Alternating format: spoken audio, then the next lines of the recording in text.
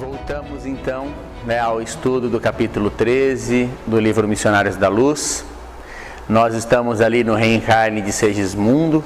Estava faltando, na semana passada estávamos a um dia do reencarne, E aí eles foram lá, fizeram todo o trabalho, Alexandre, André Luiz, junto com os construtores.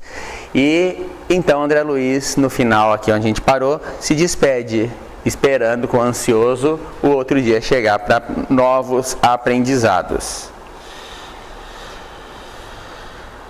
Um dos espíritos construtores, que parecia chefe do grupo em operações, abraçou Alexandre comovidamente e falou: "Contamos com o seu concurso para a divisão da cromatina no útero materno." E Alexandre falou assim: "Com muito prazer."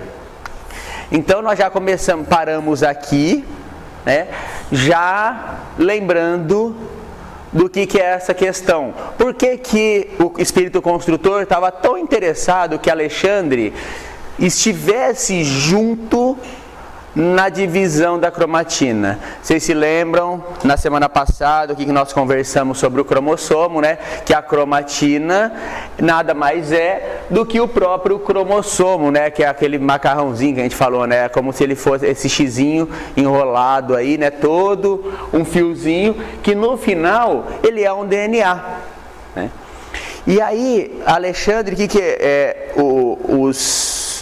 os construtores, os espíritos construtores, e Alexandre, André Luiz, nos passa aqui sobre a importância que é esse momento dessa primeira divisão dessa cromatina. E a gente trouxe um pouquinho da matéria física, vamos dizer assim, só para a gente entender o que é que ele quis dizer. Existem dois tipos de divisões celulares no organismo, enfim, existem no corpo humano, vamos pegar aí, Nós fazemos dois tipos de divisão celular. 99,9%, quase todas, ela se chama essa tal de mitose, Que é uma divisão desses cromossomos de uma forma que esses cromossomos que nós falamos na lição passada, que são 46 cromossomos em todas as células do corpo humano, são 46 cromossomos, ela se divide de uma forma a ficar os 46 cromossomos nas outras células. E existe a tal da meiose, que é a divisão de uma célula dividindo no meio o número de cromossomos. Essa divisão, no caso do organismo humano, ela acontece somente na parte do gameta, tanto masculino como feminino, tanto o óvulo como o espermatozoide. Esse daí, para ele produzir, vamos dizer assim, para ele ser produzido, ele tem que sofrer um processo de meiose, que é a divisão dessas cromatinas, que são 46, desses cromossomos, que são 46, virando 23 cromossomos. Isso é lógico. Por quê?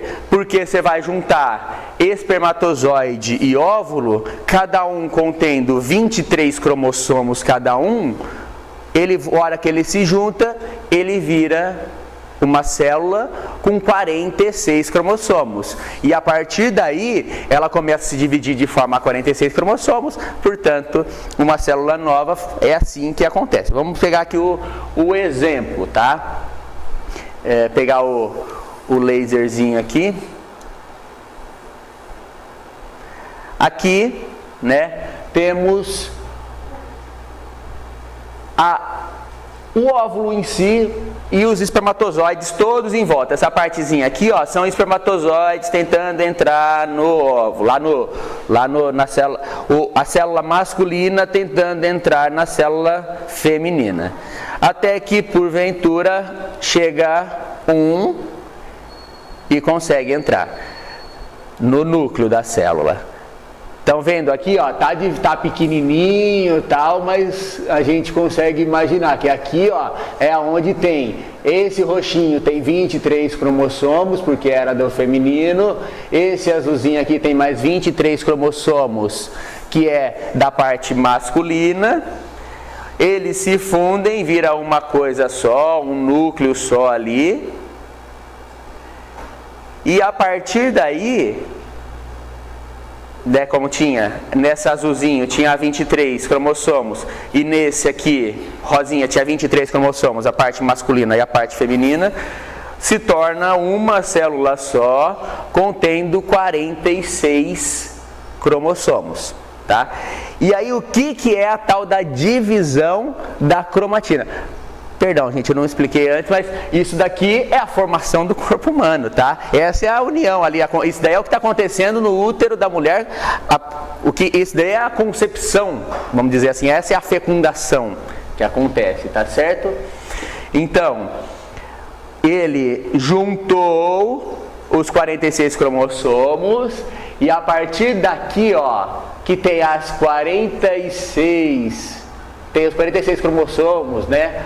Os 23 parezinhos, ó, aqui, ó, são as representações dos 23 cromossomos do corpo humano. Já dessa forminha aqui, ó, dentro da célula, tem nesse exato momento aqui, ó, a divisão da cromatina. A primeira divisão celular. Isso daqui é o feto. Isso aqui, o feto não, né? Esse aqui é o zigoto, né? Essa aqui é a célula inicial que vai começar. Então ela se divide em 2, depois em 4, de 4 vai para 8, de 8 16 e tal, e vai. E aí forma o feto, como a gente conhece. Então, por que eu quis mostrar isso daqui? Para a gente entender o quão é importante essa divisão no nível celular, que a atenção do Alexandre se fez para cuidar para que essa divisão acontecesse da forma correta, né? Se desse de uma forma natural. Esses mecanismos são meio naturais, como nós vamos ver aqui, mas tem o fator de influenciação espiritual que ajuda, né? E é aí que pode trazer todas as formações normais de um corpo físico ou as alterações que precisamos ter, física, né, comportamental, enfim, porque muito dessas questões é através da célula que se explica, né? Voltando a outras ocupações, André Luiz falou, né? Então é isso daí, a divisão da cromatina. Voltando a outras ocupações, não continha ideias novas que a experiência de Segismundo despertava em mim. Como seria feito o auxílio naquelas circunstâncias? Será que Raquel, ela estaria consciente dessa nossa colaboração? E como que ela interpretaria, ou como que o casal interpretaria essas atividades do nosso plano, se eles soubessem tudo isso, né? Vamos pegar o exemplo, vamos mostrar aqui, né? Será que ela se sentiria confortável, tanto Raquel como Adelino? Será que eles se sentiriam tranquilos sabendo que a espiritualidade está ali mexendo nas regiões íntimas ali da pessoa? André Luiz estava questionando, né? E Alexandre fica lá e só percebendo que André Luiz o que está pensando, fica esperando um pouquinho e depois ele fala, ó, em caso dessa natureza, André, a nossa intervenção é da mesma forma, né, com a mesma santidade que o médico responsável e honesto ao praticar a intervenção num parto comum, né? A modelagem, olha que interessante, o que a gente mostrou aqueles desenhos ali. A modelagem fetal, o desenvolvimento do embrião, obedece a leis físicas. Essas divisões, elas são totalmente físicas, é a inteligência natural do próprio planeta, da própria evolução, que faz essas etapas acontecerem naturalmente, tá? E tanto no ser humano como em qualquer reino da natureza. Só que os ascendentes de cooperação, ou seja, a ajuda espiritual, também coexistem. Então, podem ajudar de acordo com os planos da evolução e resgate de cada espírito. Ou seja, se ele precisa ter um certo tipo de doença, se ele não pode ter um corpo formado de forma correta. Enfim, esses ascendentes, eles podem ser... Eles podem ser ajudados pelo Espírito, mas a gente precisa entender que o ajudar não é que o Espírito vai lá para dar um corpo bom para a pessoa. O Espírito vai para dar um corpo correto, o corpo que ela precisa. Mesmo que seja um corpo doente, essa ascendente espiritual que a espiritualidade vai doar, né, vai plasmar ali, né, vai contribuir naquele fenômeno material, podemos dizer assim, tá? Essa contribuição vai ser o que for melhor para o espírito reencarnante, tá? Então, o nosso processo, o nosso trabalho é uma das tarefas mais comuns, Alexandre fala. Bom, e aí ele calou e esperou o dia seguinte. Vamos ver o que vai revelar para mim esses conhecimentos, André Luiz pensou, né? Então, foi passando o dia, foi passando o tempo do dia, enquanto ele estava trabalhando lá em nosso lar, aí ele começou a ficar pensando, né, ficar raciocinando. Que hora que a gente vai entrar no quarto? Será que a gente vai precisar ir na hora da relação, né? Enfim, que momento que a gente vai agir na matéria para precisar fazer todo esse trabalho que a gente tem? E ele ficava com aquelas dúvidas, né? Aí de novo, Alexandre deixa, né? Deixa André Luiz devagar, né? Pensar, meditar, e aí chega no final, a hora que o André Luiz estava lá viajando na Batatinha, vamos dizer assim, ele falou: ó, André, não é necessária a nossa presença no ato da união celular, tá? No união celular, vamos pegar aqui, né? O que ele quer dizer aqui, aquilo lá que acontece, é mais ou menos, vamos pegar aí uns 2, 3 dias depois do ato sexual propriamente dito, aquela união, enfim, tá? Não é rapidinho. Então, aí André Luiz, o Alexandre fala que não é necessário naquela hora do ato ali em si, né? Semelhante momento do tálamo conjugal, né, são sublimes e invioláveis nos lares de bases retas. Somente nos lares de bases retas. Você sabe que a fecundação somente se verifica algumas horas depois da união genesíaca. O elemento masculino deve fazer longa viagem e tudo mais para atingir o objetivo. Então, ele riu, né? Temos tempo, não precisa entrar para a parte íntima de ninguém, vamos dizer, né? Tá. Mas e com relação às uniões sexuais? Todas elas são invioláveis? Isso não. O que eu falei que é nos lares em base reta que isso acontece. Todos os encarnados que edificam o ninho conjugal, a união, né, com a retidão, conquista a presença de testemunhas respeitosas, que lhe garante a privacidade dos atos mais íntimos. Vocês se lembram, há uns capítulos atrás, que o Alexandre estava junto com o André Luiz lá no dia que ele conversa com o filhinho do Adelino, né, intui o filhinho do Adelino a fazer a oração e tudo mais. Eles estão fora do quarto, aí o filhinho do Adelino fala algo mais ou menos assim: nós vamos pedir a presença dos espíritos amigos. Aí o que Alexandre falou? Então, já que ele falou, a gente foi convidado a entrar. Eles não entram, mesmo eles sabendo que eles precisavam estar ali tudo, eles esperaram a palavra para poder entrar no quarto, né? Então tem isso daí, esse respeito ele acontece mesmo, né? E aí defendendo as fronteiras vibratórias, né, contra as forças menos dignas, tomando por base de seus trabalhos os pensamentos elevados que encontram no ambiente doméstico dos amigos. Agora, não ocorre o mesmo nas moradias cujos proprietários escolhem baixas testemunhas espirituais, buscando-as em zonas inferiores.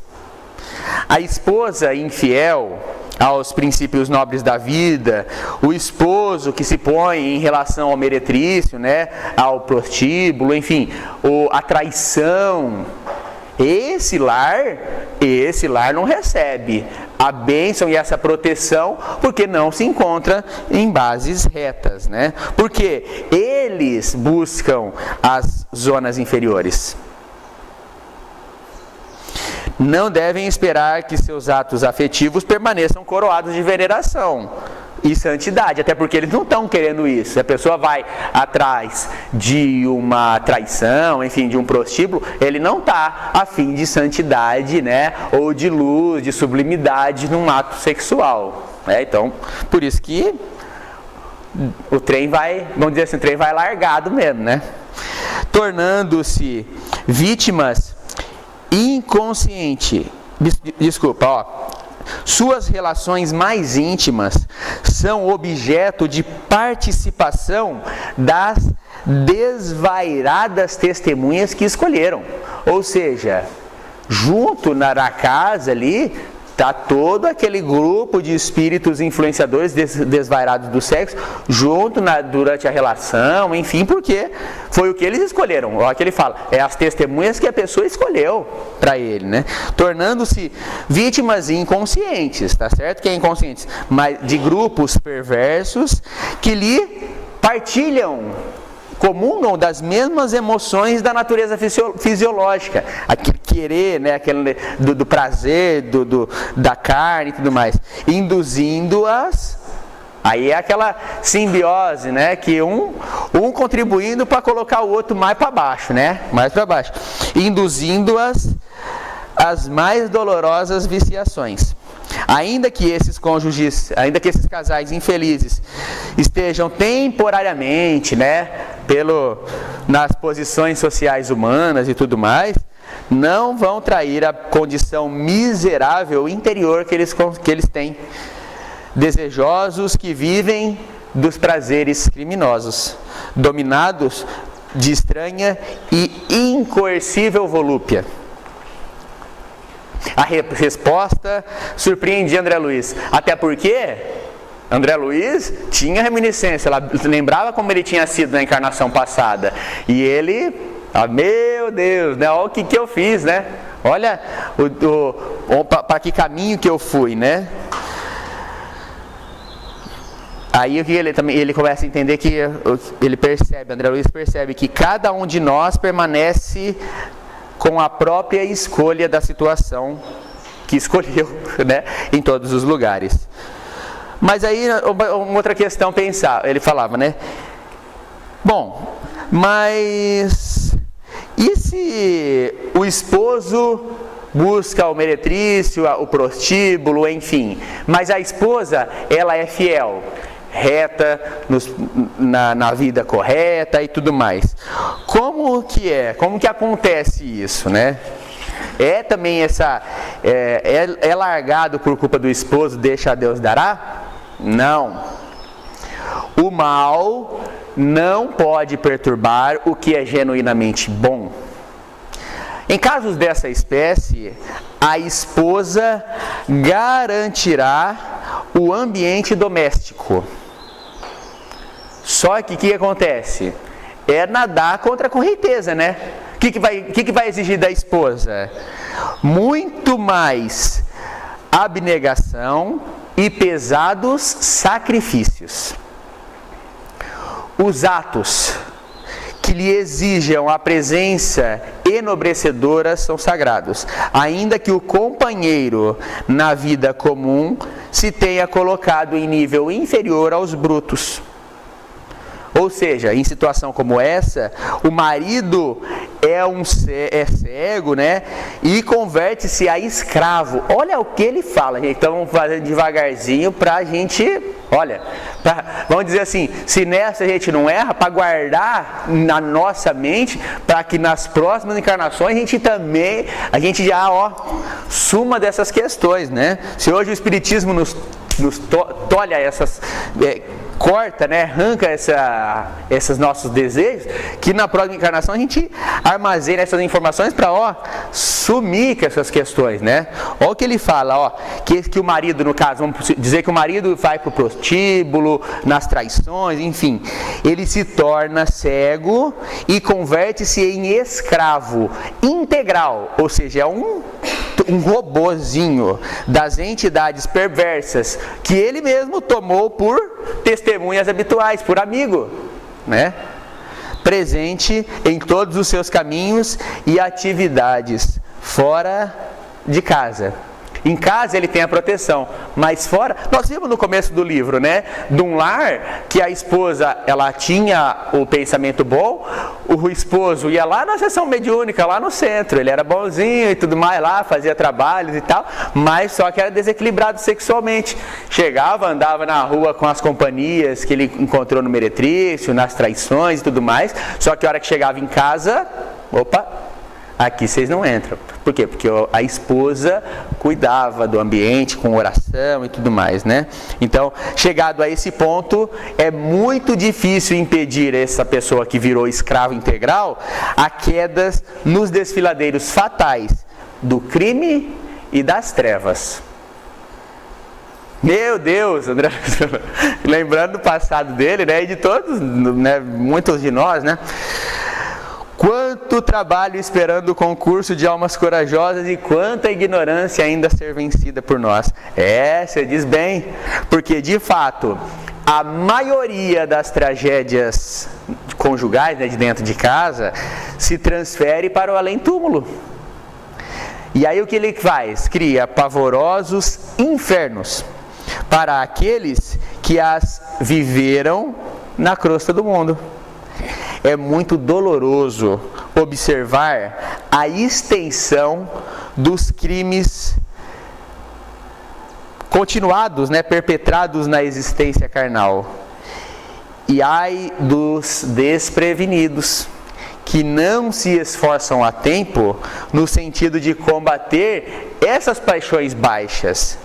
Angustioso lhe é aqui o despertar. Olha, puxão de orelha, né, a todo instante para nós, né? Sabe como que é? Mantenha assim, né? Depois dessa, calei-me, pensativo. Entrou também em silêncio profundo, começando a se concentrar para o trabalho que ele ia começar. 10 horas da noite, mais ou menos, começamos a ir para a casa de Raquel e Adelino, e eles tinham acabado de se deitar. Herculano e os demais receberam-nos com muita demonstração de carinho. O chefe dos construtores, que falou lá, te aguardo aqui amanhã para ver, para ajudar na divisão celular ali e tudo mais, dirigiu ao meu instrutor nesses termos: esperávamos a sua colaboração para iniciarmos o serviço magnético do paciente. Ou seja, eles não vão nada na célula física agora, eles estão agora no paciente, eles estão no espírito, né, de Segismundo ainda.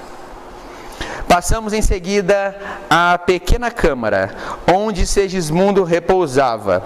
Permanecia ele aflito, de olhar triste e vagueante.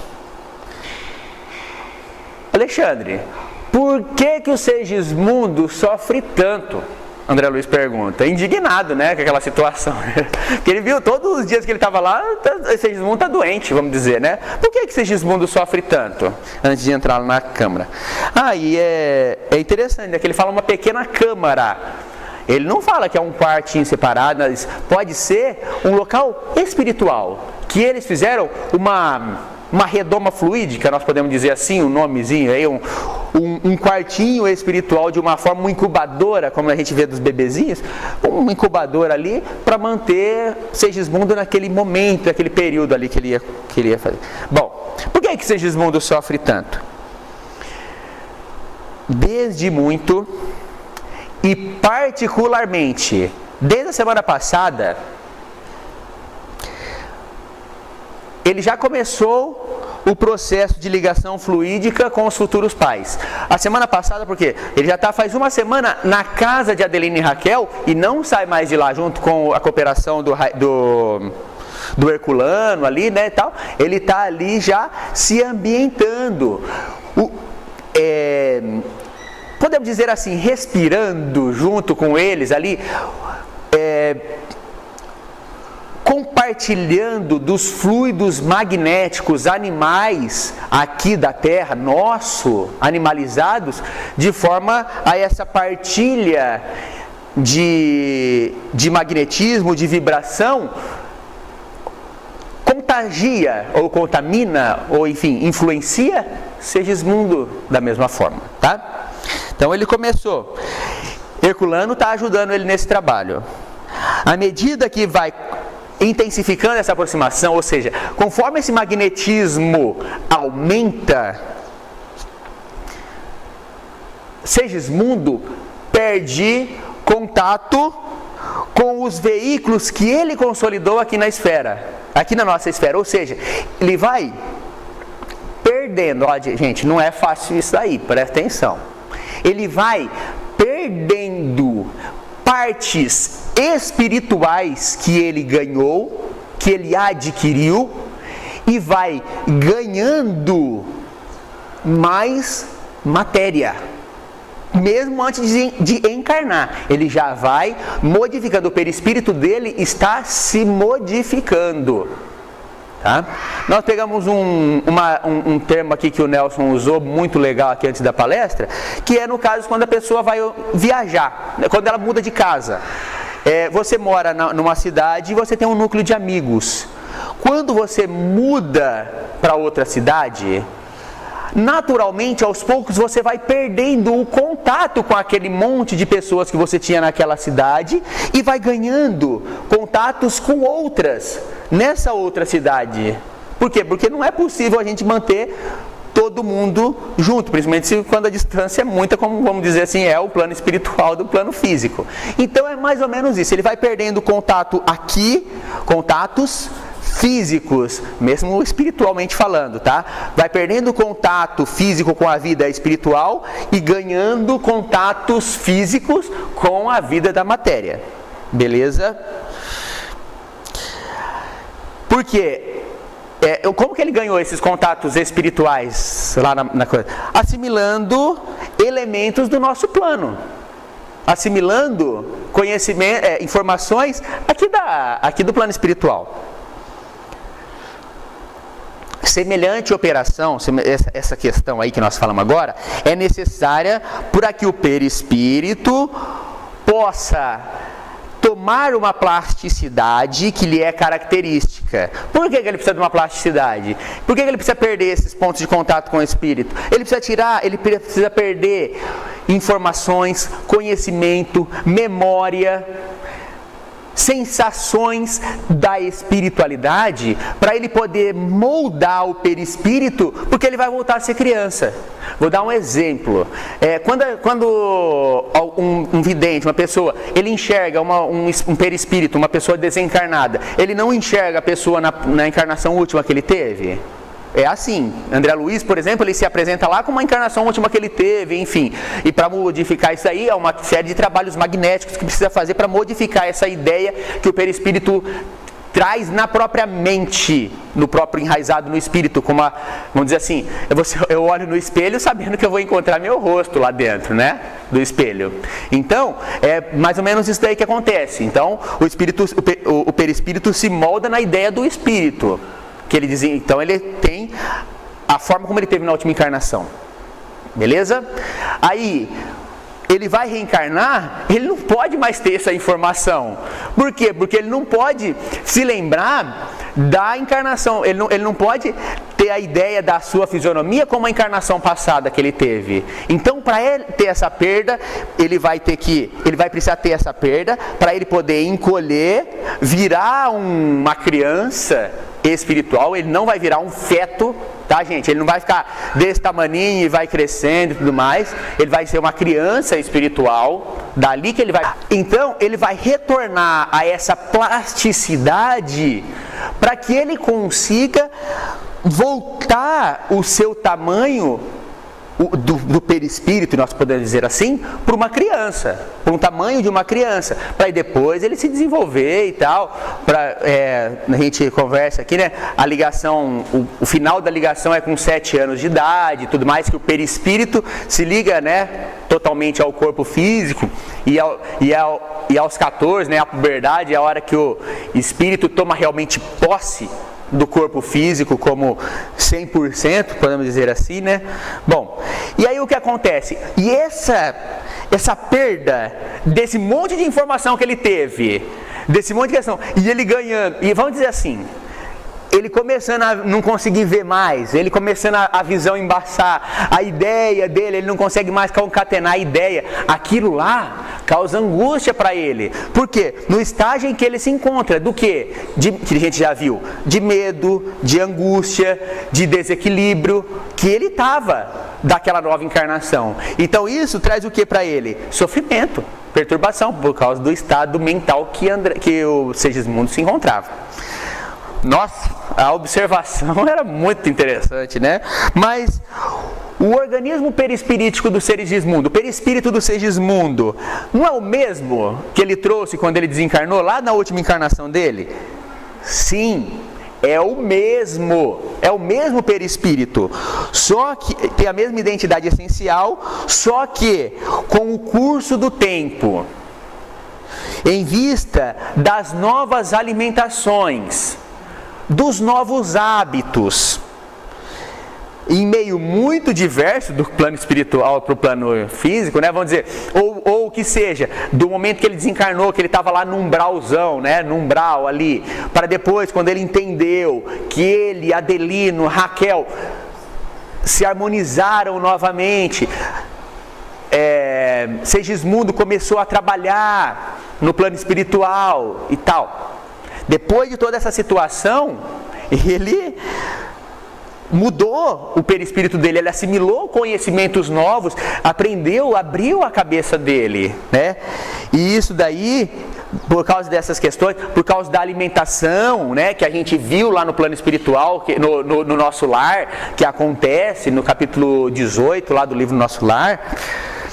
Por causa de todas essas coisas, ele incorporou alguns elementos do nosso círculo da vida, e agora é necessário que ele desfaça essas ligações para que ele consiga penetrar com êxito a corrente da vida carnal, porque ele não pode lembrar da Terra. Todos os casos que a gente vê, né, de reencarnações comprovadas, de pessoas que entendem, que lembram, é um caso que não é útil para o espírito. Não é bom a pessoa saber como que ele estava na última encarnação, o que ele fez e tudo mais. Então, é um processo anormal e desnecessário. Então, para que ele entre na vida realmente legal, ele precisa, quanto mais ele perder esses contatos e ficar com o que ele é essencial, que a gente vai falar provavelmente na semana que vem, manter o que é essencial e perder essas outras lembranças que pouco importa. O que é essencial? Sentimento.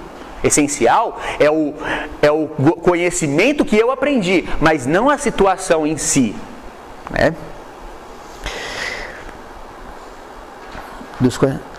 Para que ele penetre com êxito na vida carnal.